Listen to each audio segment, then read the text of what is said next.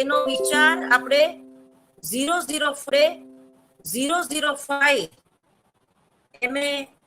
માં સમજતા હતા. એમાં ઘણા બધા ટોપિક વિશે આપણે જાણી લીધું, સમજી લીધું.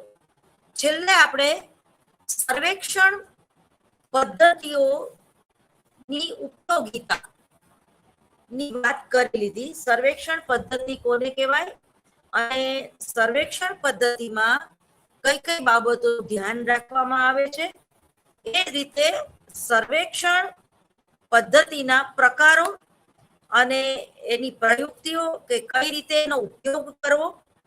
બરોબર. દાખલા તરીકે સત્તા તમારા હાથમાં હોય તો તમે સત્તાનો સદુપયોગ પણ કરી શકો અને સત્તાનો દુરુપયોગ પણ કરી શકો. તો સર્વેક્ષણ પદ્ધતિનું એવું જ કંઈક છે.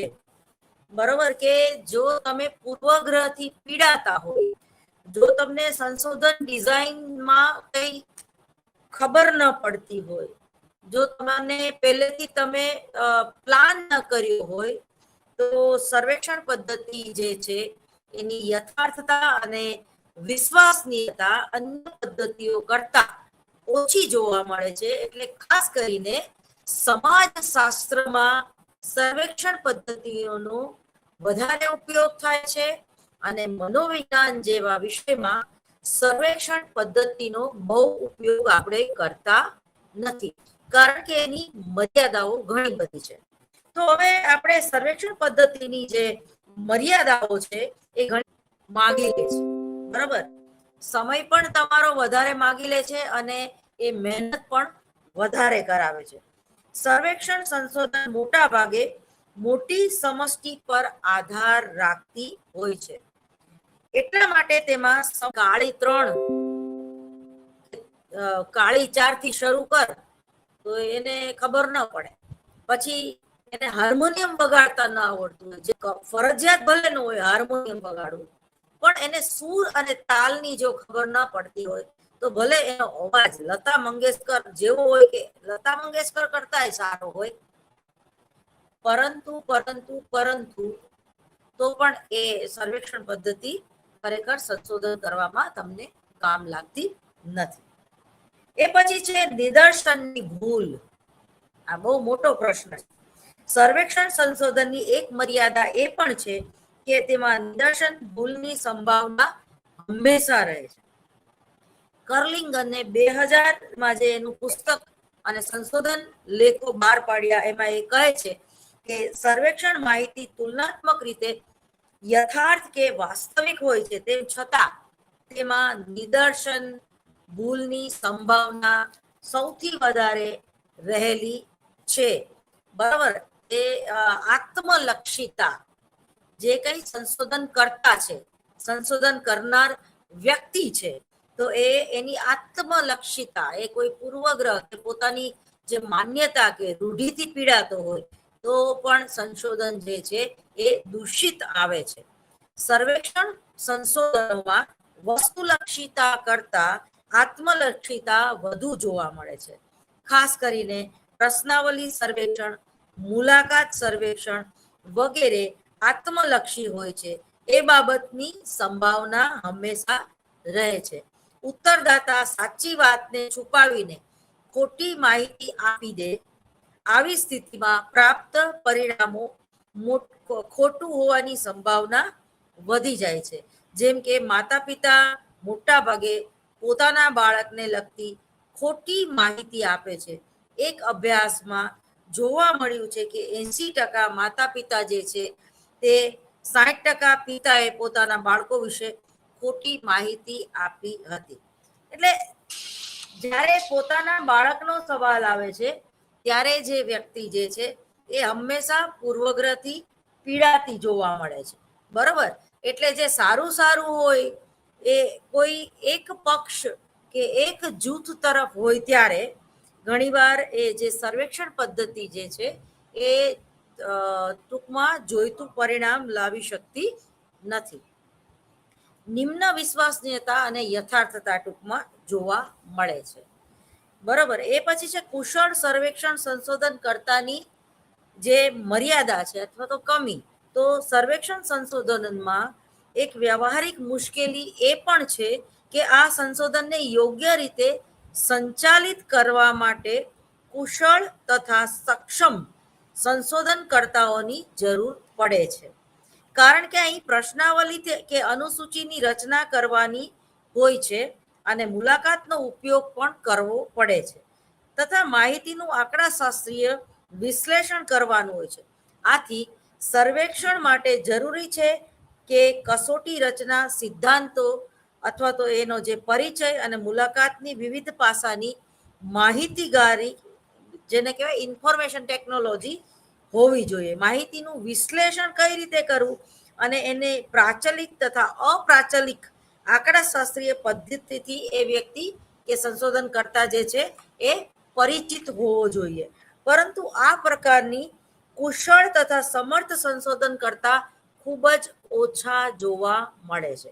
તો આ આપણે જોયું સર્વેક્ષણ સંશોધન પદ્ધતિની મર્યાદાઓ, અને એ ખાસ યાદ રાખવાનું કે આ જે પદ્ધતિ છે એ સમાજશાસ્ત્ર વિષયમાં એનો બહોળો ઉપયોગ થાય છે, પરંતુ મનોવિજ્ઞાન જેવા વિષયમાં એનો બહુ ઉપયોગ થઈ શકતો નથી અથવા તો કરવામાં આવતો નથી. એનું મુખ્ય કારણ એ છે કે એમાં વિશ્વસનીયતા અને યથાર્થતાનું પ્રમાણ ખૂબ ઓછા પ્રમાણમાં જોવા મળે છે. એના પછી આપણે બીજી એક પદ્ધતિ ઉપર આવશું, જેને કહેવાય વ્યક્તિ અભ્યાસ પદ્ધતિ. જો મનોવિજ્ઞાનની વ્યાખ્યા જોતા જ આપણને ખ્યાલ આવી જાય છે કે મનોવિજ્ઞાન એટલે કે મનુષ્ય વર્તનનો અભ્યાસ કરતું શાસ્ત્ર, બરાબર, બિહેવિયર સાયન્સ. અને આપણે સમૂહ, જૂથ કે ટોળાના વિચારોને મહત્વ આપતા નથી, પરંતુ મનોવિજ્ઞાન છે એને કોઈ વ્યક્તિમાં રસ છે, કોઈ ટોળામાં રસ નથી, કોઈ વ્યક્તિના વર્તનમાં રસ છે. એટલે વ્યક્તિ ઇતિહાસ પદ્ધતિ છે એ સંશોધન કરતાને વધારે ઉપયોગી નીવડે છે. તો મનોવિજ્ઞાન, સમાજશાસ્ત્ર તથા શિક્ષણમાં વ્યક્તિ અભ્યાસ પદ્ધતિનો ઉપયોગ શરૂઆતથી જ કરવામાં આવે છે. વ્યક્તિ ઇતિહાસ પદ્ધતિ, જેને આપણે કેસ હિસ્ટ્રી મેથડ તરીકે ઓળખાવીએ છીએ, જેને સામાજિક સંશોધન પદ્ધતિમાં વ્યક્તિ અને જે જુદી જુદી પદ્ધતિનો ઉપયોગ સૌપ્રથમ ફ્રેન્ડિલ લી પ્લે નામના સાયકોલોજિસ્ટે કરેલો, જેમાં કૌટુંબિક બજેટના અભ્યાસ કરવામાં આવેલા છે. વ્યક્તિ ઇતિહાસ પદ્ધતિ એક એવી પદ્ધતિ છે કે કોઈ સામાજિક એકમના જીવનની ઘટનાઓનું વિશ્લેષણ અને સંશ્લેષણ કરવામાં આવે છે.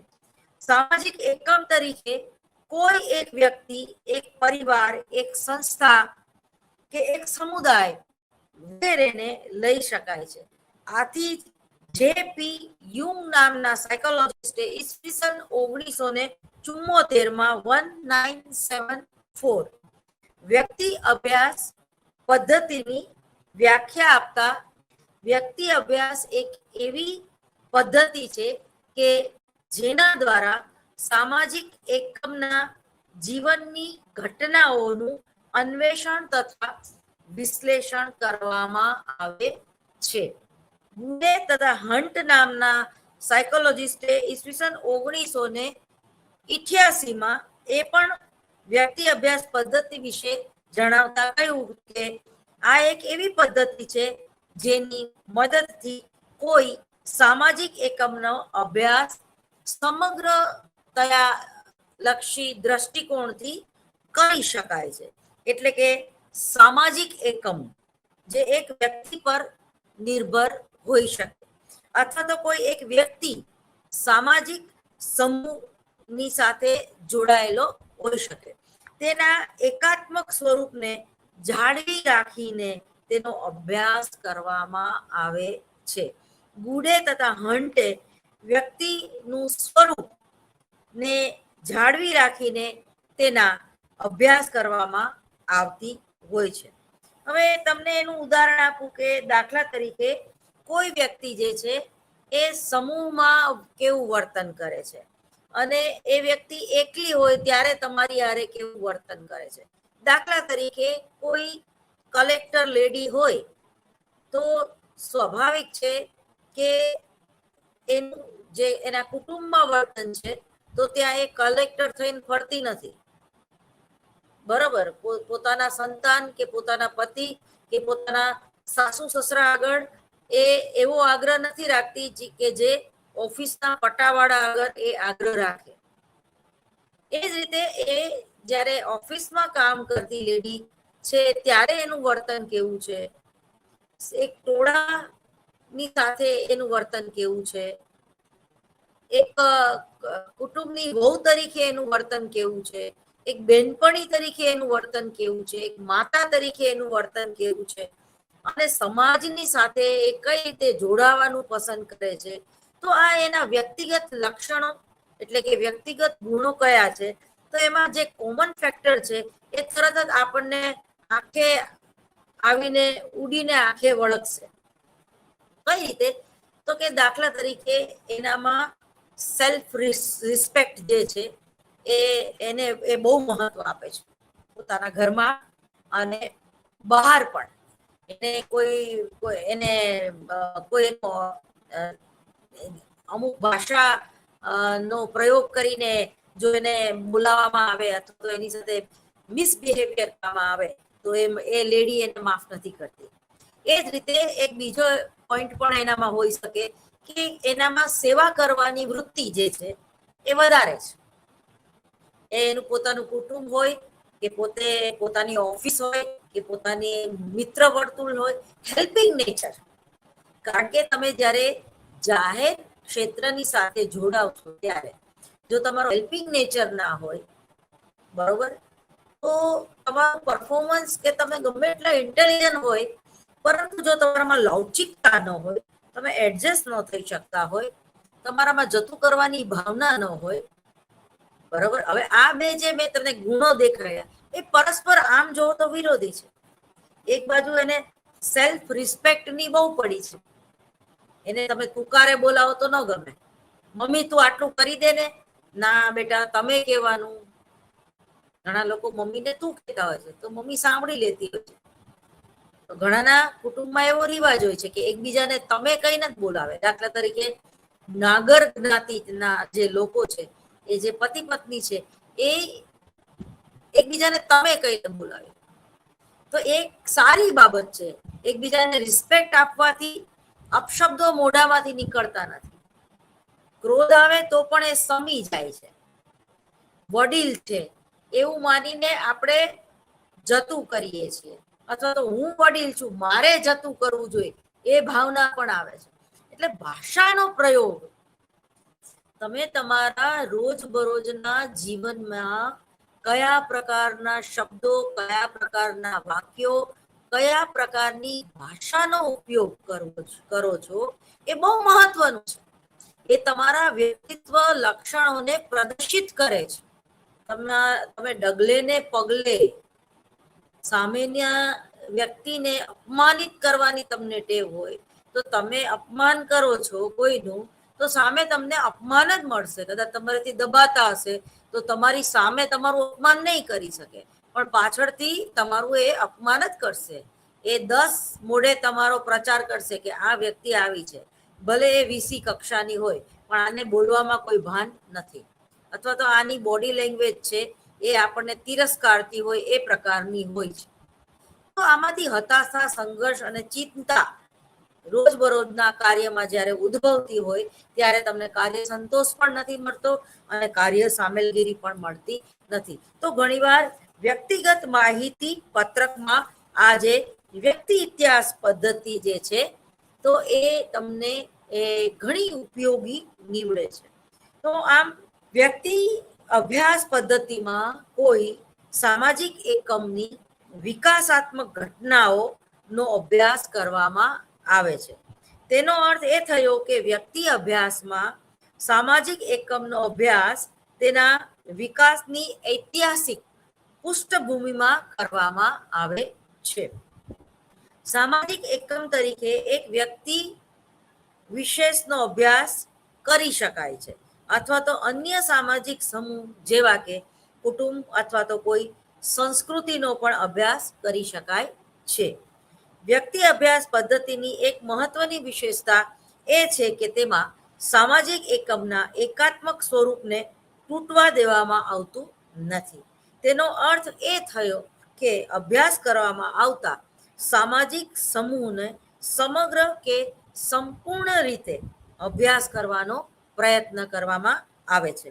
દાખલા તરીકે કોઈ કુટુંબનો એક સામાજિક એકમના રૂપમાં અભ્યાસ કરવાનું નક્કી કરવામાં આવે તો કુટુંબના ભૂતકાળના બનાવોની વિગતો તૈયાર કરીને સંપૂર્ણ રીતે સમગ્ર અભ્યાસ કરવામાં આવે છે. કુટુંબને વિભિન્ન પેટા એકમોમાં વહેંચીને અભ્યાસ કરવામાં આવતો નથી. ભૂતકાળની ઘટનાઓ સાથે સાથે વર્તમાનનો પણ અભ્યાસ કરવામાં આવે છે. અને આ વ્યક્તિ ઇતિહાસ પદ્ધતિમાં બીજી દસ્તાવેજીય પદ્ધતિનો પણ તમે ઉપયોગ કરી શકો છો. એ જ રીતે ચેપ્લિન નામના સાયકોલોજિસ્ટે ઈસવીસન 1975માં જણાવ્યા પ્રમાણે વ્યક્તિ અભ્યાસ પદ્ધતિ એક વિશેષતા એની એ છે કે તેમાં મનોવૈજ્ઞાનિક કસોટીઓ, મુલાકાત, તુલાવો અને જુદી જુદીનો ઉપયોગ કરી શકાય છે. આમ જરૂરી એકઠી માહિતી એકત્રિત કરવા માટે વ્યક્તિ ઇતિહાસ પદ્ધતિ એ ખૂબ જ સોનામાં સુગંધ ભળે એવું કામ કરે છે.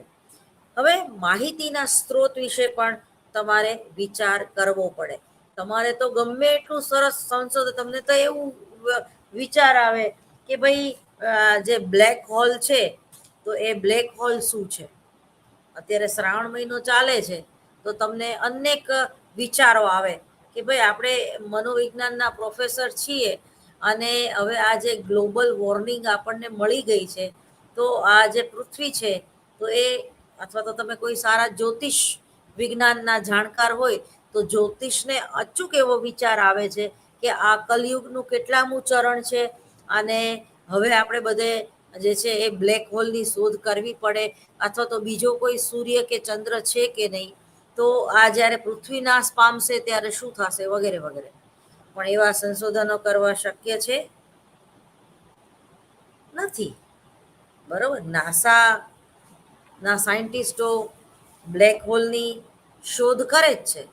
ચંદ્ર ઉપર આજે પણ આપણે વ્યાન મોકલ્યું જ છે. મંગળ ગ્રહમાં જીવન શક્ય છે કે નહીં એ બધા વિશે આપણે વિચાર કરીએ જ છીએ. આપણે મિસાઇલ છોડીએ જ છીએ. બરાબર, કેટલા લોકોએ પોતાના જીવ ગુમાવ્યા.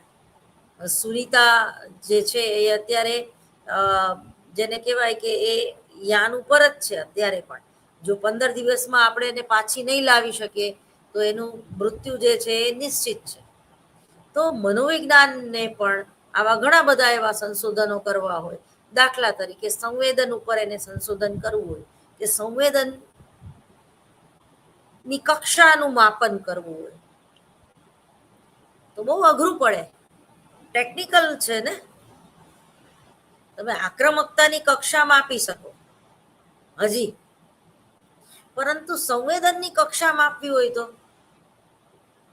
ઘણીવાર અમુક સંવેદનો કે આપણા રૂવાડા ઊભા થઈ જવા તો એ આપણને જ ખબર હોય છે. કોઈ સીન જોઈને, કોઈ વ્યક્તિને જોઈને, કોઈના ઉપર પ્રેમ કે નફરત, તો એ જે છે તમારા રૂવાડા ઊભા થઈ જવા. બીજામાં તમારા હૃદયના ધબકારા વધી જવાય. ત્રીજામાં તો એ જે છે સંવેદનનું માપન કરવું. સમષ્ટિવાદમાં જે ટોપિક આવે છે પ્રત્યક્ષીકરણ અને સંવેદનની આપણા વ્યક્તિત્વ ઉપર શું અસર થાય છે, અથવા તો પ્રત્યક્ષીકરણમાં સંગઠનના નિયમો છે, એ સંગઠનના નિયમો કઈ રીતે કાર્ય કરે છે, એના ઉપર જો તમારે પીએચડી કરવું હોય કે સંશોધન કરવું હોય તો ખૂબ ધીરજ માગી લે છે, ખૂબ જ્ઞાન માગી લે છે. લાઇબ્રેરી વર્ક પણ તમારે વધારે કરવું પડે અને મેઇન તો ડેટા કલેક્શન તમારે ક્યાંથી કરવું, નિદર્શ ક્યાંથી મેળવવો, એ બહુ મોટો પ્રશ્ન છે. તો માહિતીનો સ્ત્રોત એ પહેલા તમારે જાણી લેવો પડે છે. જો માહિતીનો સ્ત્રોત તમે નહીં જાણો તો તમે દિશાવિહીન થઈ જશો. ટૂંકમાં તમારે ઋષિકેશમાં શિબિર કરવી હોય, પણ ઋષિકેશમાં આ પ્રકારની શિબિર થતી જ નથી, એ ત્યાં જઈને તમને ખબર પડે તો એ સમય અને શક્તિનો વ્યય થાય છે.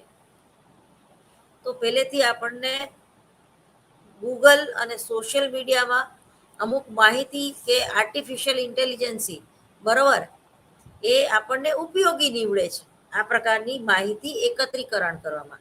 તો 50% આપણું કામ થઈ જાય છે. એટલે માહિતીનો સ્ત્રોત જે તમારે જોઈ છે એ જ માહિતી, ફાલતુ માહિતી નહીં. દાખલા તરીકે ગુજરાત સમાચારમાં તમે શેર બજારનો બિઝનેસ કરતા હોય તો તમે શેર બજારનું પાનું જ જોશો. બીજા બધા સમાચાર જે છે એ તમારા માટે નકામા છે અથવા તો ગૌણ છે, અથવા તો એ સમાચાર વાંચી તોય કઈ ફેર નહીં પડે, ન વાંચી તોય કઈ ફેર નહીં પડે. એ જ રીતે જે લોકોને જીકે જનરલ નોલેજ મેળવવું છે તો એ લોકોને પેલું પેજ અને છેલ્લું પેજ એના માટે બહુ અગત્યનું છે. એ જ રીતે જે લોકોને નોકરી મેળવવી છે તો જાહેરાતનું જે પેજ છે એ લોકો માટે ખૂબ અગત્યનું છે.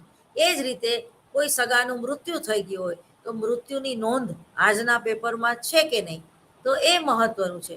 કોઈ જ્યોતિષી હોય અથવા તો કોઈ જ્યોતિષ મારનાર વ્યક્તિ હોય તો સૂર્યોદય કેટલા વાગે થયો અને સૂર્યાસ્ત કેટલા વાગે થશે, અત્યારે કયું નક્ષત્ર ચાલે છે, આવી અનેક માહિતી જે છે એ આપણા વર્તમાન પત્રોમાં જોવા મળે છે. તો માહિતીનો સ્ત્રોત, પેલા પેજમાં માહિતી અલગ છે, બીજા પેજમાં અલગ છે, ત્રીજામાં અલગ છે, ચોથામાં અલગ છે, પાંચમામાં અલગ છે. કહેવાનો મતલબ એમ છે કે તમે જે સંશોધન હાથ ધરો છો એમાંથી તમને માહિતી કઈ જગ્યાએથી મળે એનું જ્ઞાન તમને હોવું જોઈએ. સંશોધન કરતા પહેલા તમારે આ માહિતી ક્યાંથી ઉપલબ્ધ થશે, કોના દ્વારા થશે એ જાણવું જોઈએ. દાખલા તરીકે તમે 125 મેન્ટેનન્સનો કેસ લડતા હોય અને તમે ખાલી મૌખિક રીતે એમ કહી દો કે મારા હસબન્ડનો પગાર 1.5 લાખ રૂપિયા છે, અથવા તો ઓનલાઈન ઇન્ફોર્મેશન તમે જોઈ લો કે બધા પ્રોફેસરોનો પગાર 1.5 લાખ રૂપિયા છે, એટલે મારા હસબન્ડનો પગાર પણ 1.5 લાખ રૂપિયા હશે, અને પછી તમે એ પ્રમાણે મેન્ટેનન્સ માગો તો એ ખરેખર કોર્ટમાં ગેરકાયદેસર છે. તમારે રજિસ્ટર એડીથી જે તે સત્તાના અધિકારીઓ કે ગાંધીનગરથી પગાર થતો હોય તો ત્યાંથી જ તમારે જાણવો અને મંગાવવો પડે, અથવા તો એ વ્યક્તિને ક્વેશ્ચન પૂછીને જાણવું પડે કે તારી પે સ્લીપ તું રજૂ કર, એવું એને હુકમ કરવો પડે જજે.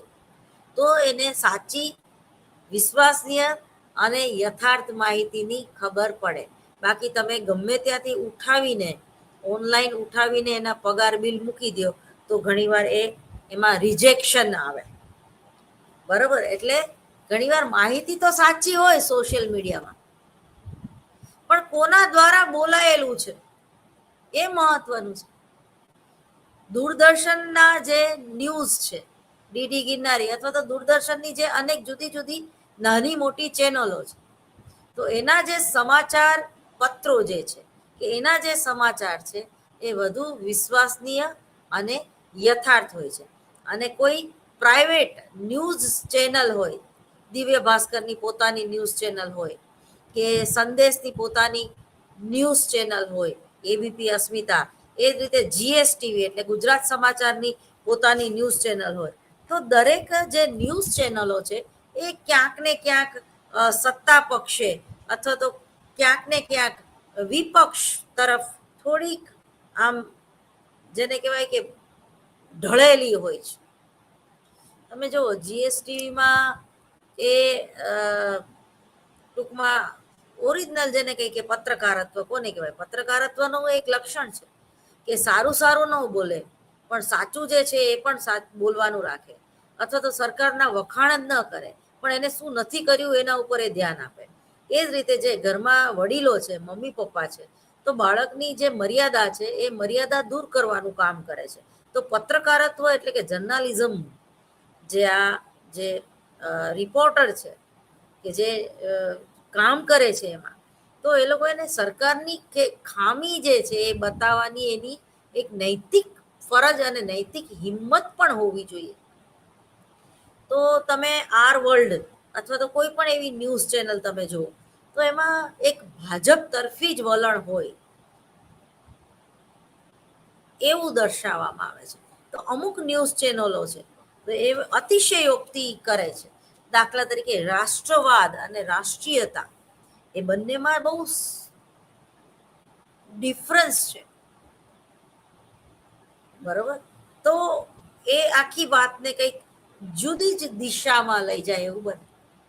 ટૂંકમાં જે દૂરદર્શન જે છે, જે સરકારી ન્યૂઝ ચેનલો છે, એ વધારે વિશ્વસનીય અને વધારે યથાર્થ હોય છે. એટલે મારા વાલા મિત્રો, કોઈ પણ પ્રાઇવેટ ચેનલ કરતા તમે દૂરદર્શનમાં ન્યૂઝ જુઓ તો એ વધારે યથાર્થ અને વિશ્વસનીય હોય છે.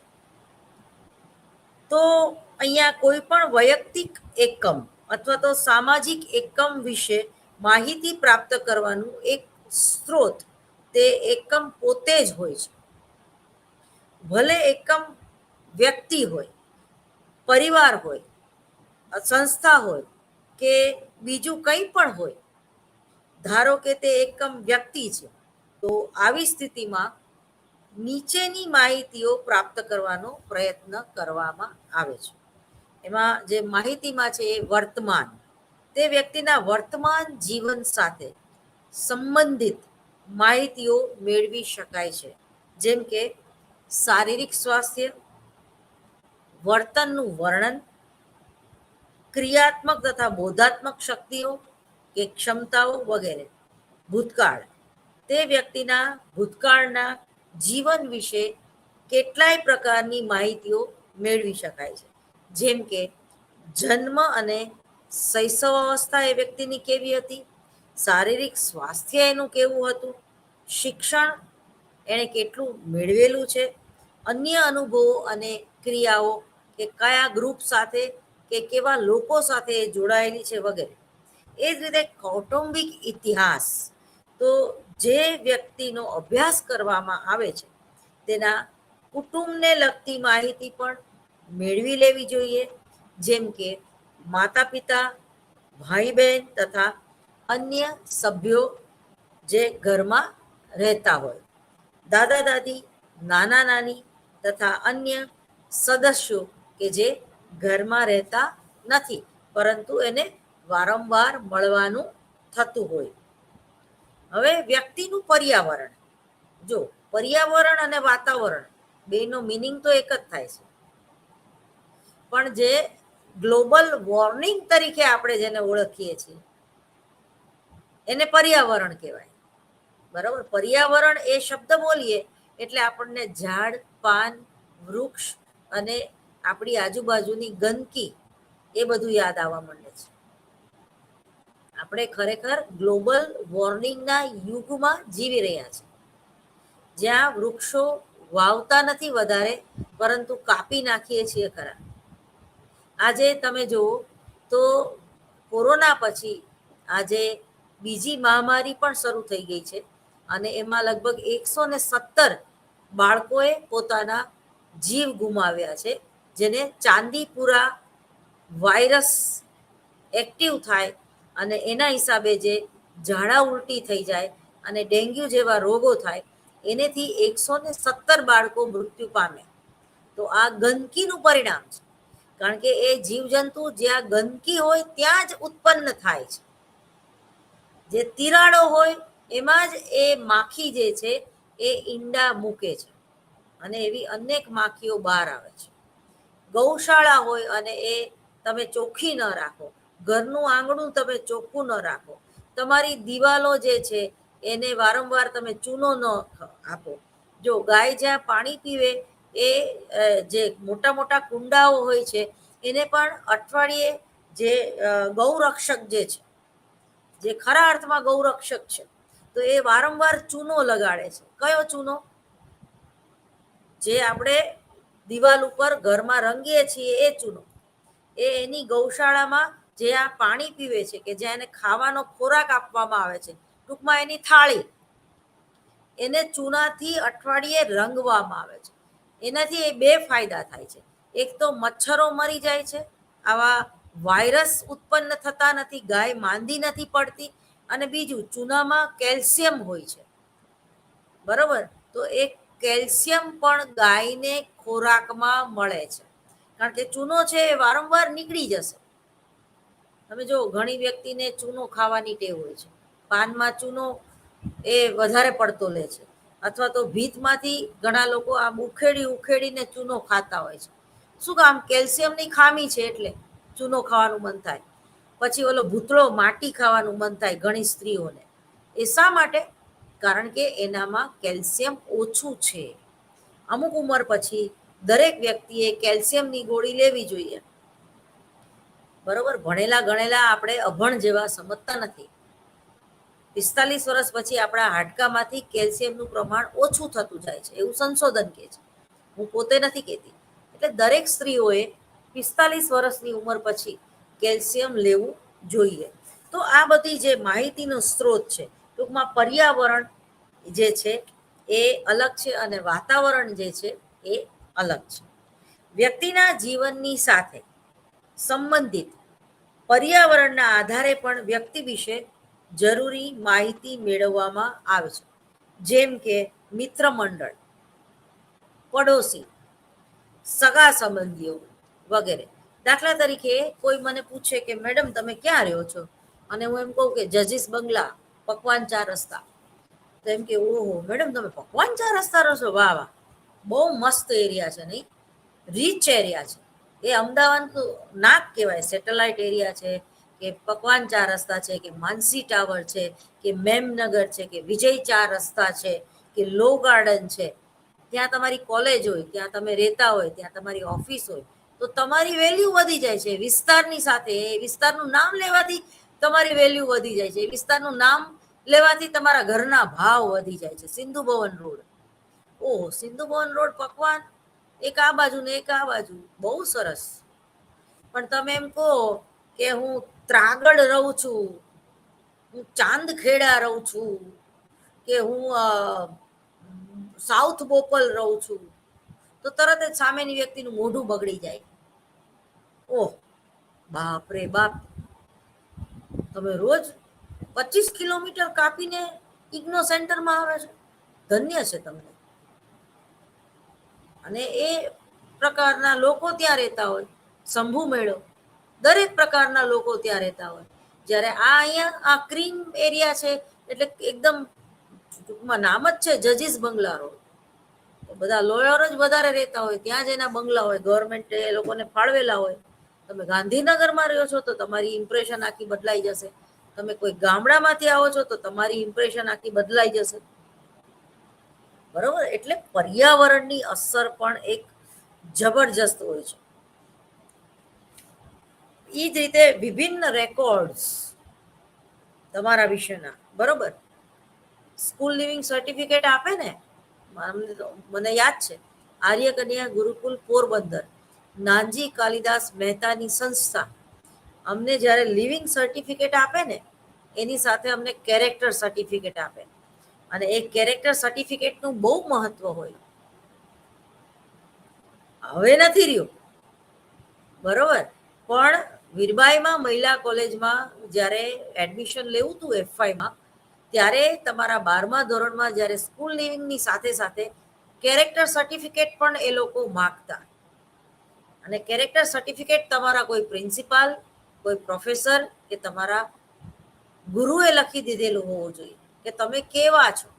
એ જ રીતે જ્યારે કોઈ છોકરીને પરણાવવાની હોય કે સાસરે મોકલવાની હોય, ત્યારે પણ એ સ્કૂલ કે કોલેજમાં પણ જે તે છોકરાવાળા કે છોકરીવાળા જઈને એના પ્રિન્સિપાલ કે એના પ્રોફેસરોને કે એના મિત્ર વર્તુળને પૂછે કે ભાઈ આ FY SYમાં TYમાં આ બેન ભણતા હતા, તો એમનો મુખ્ય વિષય મનોવિજ્ઞાન હતો, તો એ ભણવામાં કેવા હતા અને કેરેક્ટરમાં કેવા હતા. જો આપણે ભણી ગયા છીએ કે વ્યક્તિત્વ એટલે ચારિત્ર નહીં, અને ચારિત્ર એટલે વ્યક્તિત્વ નહીં. બંને એક સિક્કાની બે બાજુ છે.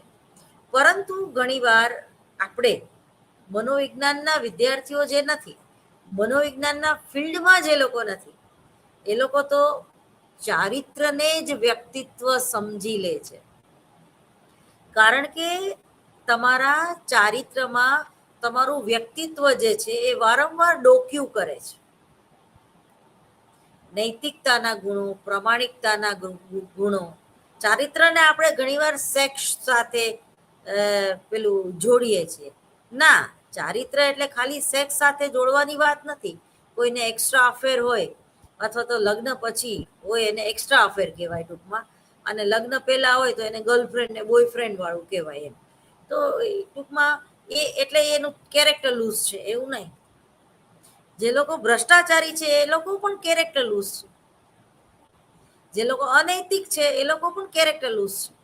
પણ કેરેક્ટર લૂઝ જેની એને આપણે ટૂંકમાં એ આપણી માન્યતા છે કે આપણે એને ટૂંકમાં કેરેક્ટર એટલે એને જાતીય સંબંધોની સાથે જ આપણે એને જોડીએ છીએ.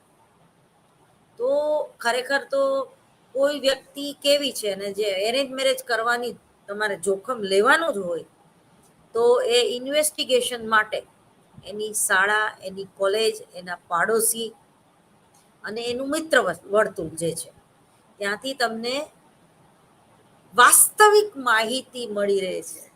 બાકી એના મમ્મી પપ્પા તો એના વખાણ જ કરવાના છે. અથવા તો તમે એટલા બધા ફ્રી માઇન્ડના હોય કે પેલી છોકરીએ કબૂલી લીધું હોય કે ભાઈ તું ભલે મને જોવા આવ્યો પણ મારે 2 બોયફ્રેન્ડ હતા અત્યાર સુધીમાં. તો પેલો છોકરો એમ કહે ને કે એ 2 બોયફ્રેન્ડના ફોન નંબર આપીશ, મોબાઈલ નંબર આપીશ, મારે તારા વિશે એની આગળથી હું જાણીશ કે તને શું ગમે છે, શું નથી ગમતું, અને ક્યાં તમને વાંધો પડ્યો અને ક્યાં તમારું બ્રેકઅપ થયું. હવે આવી નિખાલસતા ભરેલા સંબંધો હોય તો એકબીજાની સાચી માહિતી મળે. બાકી તમે વાત જ કાપી નાખો કે ના મારા જીવનમાં તો તું પહેલો પુરુષ છું, તો સાચી માહિતીનો સ્ત્રોત જ ના મળે સામેની વ્યક્તિને, અને એમાં તમને પણ નુકસાન છે. તમારો બોયફ્રેન્ડ એમ કે ભાઈ તું એની આગળ જુઠ્ઠું બોલતો નહીં હો, અને બુદ્ધિ વગરના કોઈ પ્રશ્ન નહીં કરતો. જો બુદ્ધિ વગરની વાત તું કરી ને તો એ માણસ બ્રેકઅપ કરી દેશે તારી યારે. અથવા તો એને આ બાબતમાં રસ જ નથી, એને ફરવામાં જ રસ છે, એને બેડરૂમના સંબંધોમાં કોઈ રસ નથી. બરોબર, એમાંથી એ વ્યક્તિ બહાર આવી ગઈ છે. એટલે તારે એની હારે જો બેડરૂમના સંબંધો જે પત્ની તરીકે તારે એને લાવવી હોય અને ખાલી પ્રજોતપતિ જ કરવી હોય તો તારા માટે આ સ્ત્રી બરોબર નથી. કારણ કે આ શુષ્ક સ્ત્રી છે, એને જરાય એમાં રસ નથી. કહેવાનો મતલબ એમ છે કે માહિતીના સ્ત્રોત, સાચી માહિતી તમને ક્યાંથી મળશે? કોઈ સ્ત્રી વિશે જેને જોવા ગયો છે પુરુષ, એ પુરુષને સાચી માહિતી એ સ્ત્રીની ક્યાંથી મળશે? એના ભૂતપૂર્વ પતિ પાસેથી, અથવા તો એના ભૂતપૂર્વ મિત્ર પાસેથી.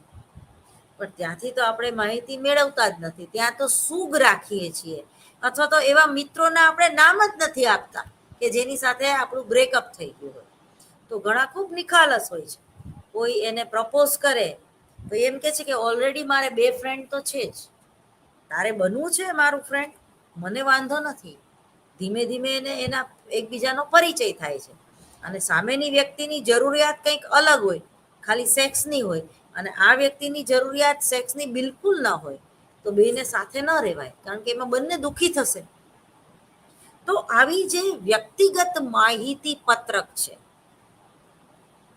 માહિતીનો સ્ત્રોત છે, એ વિભિન્ન જે એના રેકોર્ડ છે કે એનો જે કંઈ ભૂતકાળ છે ત્યાંથી આપણે મેળવી શકીએ છીએ. શાળા, હોસ્પિટલ, જેલ, કચેરી, પોલીસ સ્ટેશન વગેરેમાં વ્યક્તિના જીવનને લગતી નોંધ ઉપલબ્ધ હોય છે. તો તેના આધારે પણ વ્યક્તિ વિશે જરૂરી માહિતી મેળવી શકાય છે. દાખલા તરીકે જ્યારે તમે પાસપોર્ટ તમારે બનાવવાનો હોય તો તમારો પાસપોર્ટ તો જ બને કે તમારો કોઈ એવો ગુનાહિત રેકોર્ડ ના હોય. જે પોસ્ટમાં પાસપોર્ટ તમારો આવે તો એ તમારે પોલીસ ચોકીએથી આવે છે. પોલીસ તમને તમારો પાસપોર્ટ દેવા આવે છે. પોસ્ટમાં તો આવે, પોસ્ટમેન તો આવે, પણ એક ટૂંકમાં પોલીસ પેલા ચેકિંગ કરવા આવે છે કે તમારું આધાર કાર્ડ જોવે, તમને જોવે, તમારું ઘર ક્યાં છે, તમે જે કંઈ માહિતી આપી છે ગવર્મેન્ટને તમારો પાસપોર્ટ બનાવવા માટેની, એ સત્ય તો છે ને, બરોબર? એ જ રીતે જ્યારે તમારે કોઈ બેંકમાં ખાતું ખોલાવવું હોય તો ત્યાં પણ તમારે તમારી માહિતી આપવી પડે છે. કોઈ નેપાળી અહીંયા આવીને કામ કરતો હોય અને એનું આધાર કાર્ડ અહીંયા ગુજરાતનું ન હોય કે ભારતનું ન હોય, નેપાળનું હોય, તો અહીંયા એને ખાતું ખોલાવવું મુશ્કેલ થાય છે. અથવા તો એના જે કંઈ નિયમો હોય એ એને ફોલો કરવા પડે છે. ઇન્ટરનેશનલ બેંકમાં એને ખાતું ખોલાવવું પડે, લોકલ બેંકમાં એને ખાતું ન ખોલાવવાનું. તો વ્યક્તિ અભ્યાસ પદ્ધતિના જે જુદા જુદા પ્રકારો છે એમાં વિચલિત અથવા તો વિભિન્ન વ્યક્તિ વિશ્લેષણ અને બીજું છે પૃથક ચિકિત્સાત્મક વ્યક્તિ વિશ્લેષણ. તો વિચલિત અથવા તો વિભિન્ન વ્યક્તિ વિશ્લેષણમાં વ્યક્તિ અભ્યાસ પદ્ધતિના આ પ્રકારના સંશોધન કરતા એક સાથે બે એવી વ્યક્તિઓનો અભ્યાસ કરે છે કે જેમાં ઘણી સમાનતા હોવા છતાં પણ વિભિન્નતા જોવા મળે છે. જેમ કે સંશોધન કરતા જો એક એવા એકદળ જોડિયા બાળકોની જોડીને અભ્યાસ કરે છે કે જેમાં એક સાધારણ છે અને બીજું અસાધારણ છે, તો આ વિચલિત વ્યક્તિ વિશ્લેષણનું ઉદાહરણ થઈ શકે. આ ઉદાહરણમાં બંને એકદળ જોડિયા બાળકો છે, આથી તેમાં ઘણી સમાનતા રહે છે, પરંતુ તેમ છતાં પણ બંનેમાં વિભિન્નતા છે. એક માનસિક રોગથી પીડાય છે જ્યારે બીજી સાધારણ છે. સંશોધન કરતા આ બંને બાળકોનું તુલનાત્મક અભ્યાસ કરીને એવા નિષ્કર્ષ પર પહોંચવાનો પ્રયત્ન કરશે કે એવા કયા કારણો છે કે જેના લીધે આ બંને એકદળ જોડિયા બાળકોમાં આ પ્રકારની વિભિન્નતા પેદા થાય છે. સમજાણું? બરોબર. દાખલા તરીકે જો વરસાદ આવશે તો સારો પાક થશે. ચલો, આટલો સરસ વરસાદ આવી ગયો અને તોય સારો પાક ન થયો, તો એનો અર્થ એમ છે કે બીજ જે તમે રોપો છો એ બીજ પણ સરસ હોવું જોઈએ. જે માટી જે છે, ખેતરની જે માટી છે એ પણ ઉત્તમ ક્વોલિટીની હોવી જોઈએ. જે ખેતી કરનાર વ્યક્તિ છે એને પણ કૃષિનું જ્ઞાન હોવું જોઈએ. જે કંઈ તમે ખાતરનો ઉપયોગ કરો છો તો એ પણ જરૂરી છે. તમે જો પશુપાલન કરનાર જે વૈજ્ઞાનિક રીતે પશુપાલન કરે છે એવો ખેડૂત, એ ગાય કેટલું દૂધ આપે છે એના ઉપર પશુપાલન નથી કરતો, પરંતુ ઘણીવાર ગાય ઓછું દૂધ આપતી હોય તો ઘણા લોકો એને વેચી મારે છે અથવા તો બિચારીને કતલખાને મોકલી દે છે. બરોબર? આ વાસ્તવિકતા કહું છું તમને. ખાલી આ ઉદાહરણ છે, પણ એ વાસ્તવિક ઉદાહરણ છે. તો એને કતલખાને નહીં મૂકો, કમસે કમ એ પોદળો તો કરશે ને. બરોબર? તો એનું જે છાણ છે એ પણ તમને ઓર્ગેનિક ખેતી કરવામાં ખૂબ ઉપયોગી નીવડે છે. એમાં જે ગીર ગાય છે, જે દેશી ગાય છે, એનું છાણ પણ આપણે યજ્ઞમાં લીપણ કરવામાં ઉપયોગ, એને પવિત્ર માનીએ છીએ. તો એની ખેતી કરીએ તો આપણે કેટલા પવિત્ર એ અનાજ ઉગે, ઓર્ગેનિક ખેતી કરીએ તો. અને એનેથી આપણું શરીર, મન, એટલે મન, વચન અને કર્મથી આપણામાં શુદ્ધિકરણ આવે. અને આપણે જે ઇન્ડિયન ફિલોસોફી છે, જે ભારતીય મનોવિજ્ઞાન છે, કે ભારતીય સંસ્કૃતિ છે, કે આપણા ગ્રંથોમાં જે ધર્મ અને જ્ઞાન અને ભક્તિનું જે મહત્વ લખ્યું છે એ રીતે આપણે અનુકરણ એનું કરી શકીએ, એ રીતે જીવી શકીએ. બરોબર? પણ આજના આ આધુનિક યુગમાં આપણે ગ્લોબલ વોર્મિંગમાં જીવીએ છીએ ત્યારે આપણે એના છાણની આપણને પડી નથી, એના ગોબરની આપણને પડી નથી, પણ એ દૂધ નથી આપતી એટલે આપણે એને વેચી મારવી જોઈએ અથવા તો એને કતલખાને મોકલવી જોઈએ, એવો એક પૂર્વગ્રહ સાથે ખેડૂત જીવી રહ્યો છે. બહુ ઓછા લોકો એવા વિચારો સાથે જીવે છે કે ભલે ગાય વસુકી ગઈ, કે ભલે ગાયની ઉંમર થઈ ગઈ, પણ એ પોદળો એ આપણને છાણ તો આપે છે ને.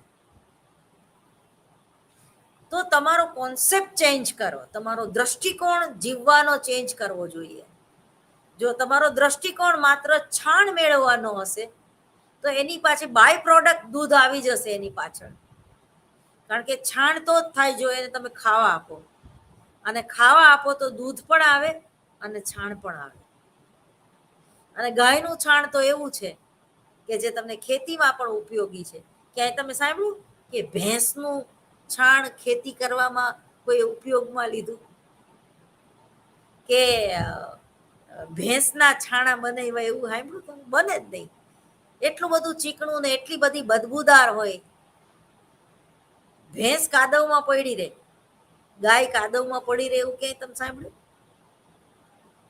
એટલે આપણા દેશમાં જે ગાયને પવિત્ર માનવામાં આવે છે એની પાછળની એ જે ઇન્ફોર્મેશન છે આપણા ગ્રંથો દ્વારા, આપણા શાસ્ત્રો દ્વારા, આપણી વાર્તાઓ દ્વારા, એના દ્વારા આપણને એક જ્ઞાન મળે છે. અને એ જ્ઞાનથી જ આપણો ઉદ્ધાર થાય છે, અને એ જ્ઞાનથી જ આપણને એક જીવન જીવવાનો રસ્તો મળે છે.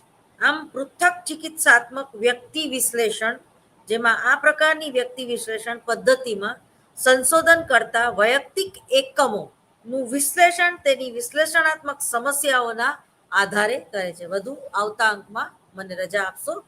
Time is over. નમસ્કાર.